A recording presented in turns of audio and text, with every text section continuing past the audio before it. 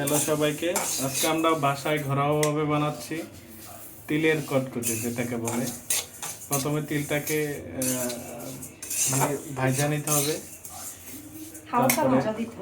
তারপরে চিনির সাথে অ্যাড করে এটা বানানো হবে। আপনারা অপেক্ষা করেন, দেখতে পাবেন যে হালকা ভাজা হয়ে গেছে। এখন আমরা এটা নামিয়ে নেব। চিনিটাকে হালকা তাপ দিয়ে গলিয়ে ক্যারামেল বানিয়ে তারপরে তেলের সাথে দিতে হবে। আমরা চিনিটাকে এখন তরল করব। নিচে যেন মানে পাত্রের নিচে যেন না লাগে, তার জন্য সামান্য তেল দিয়ে পুরাটাকে একটু ব্রাশ করে নিতে হবে।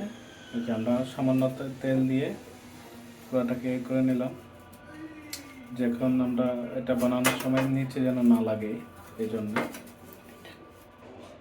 ক্যারামেলটা আমাদের হয়ে গেছে, মানে চিনিটা সম্পূর্ণ এরকম তরল হলে, ক্যারামেল হয়ে গেলে তিলগুলা, ভাজা তিলগুলা দিয়ে দিতে হবে।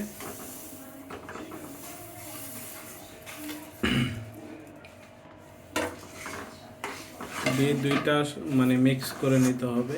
মিক্স করে নিয়ে প্লেটে দিলে হয়ে যাবে মজাদার তিলের কটকটি আর কি। আমরা মিক্স করে নিচ্ছি।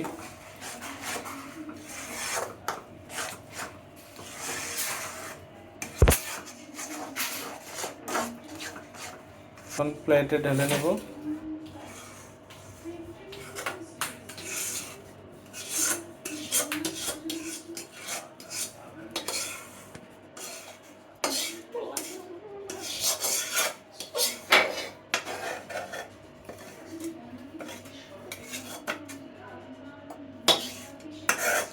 এটা শক্ত হয়ে গেলে আমাদের হয়ে যাবে মজাদার কটকটি। এই যে আমরা তিলটা সুন্দরভাবে ঢেলে নিয়েছি। এটা শক্ত হলে হয়ে যাবে আর কি মজাদার কটকটি।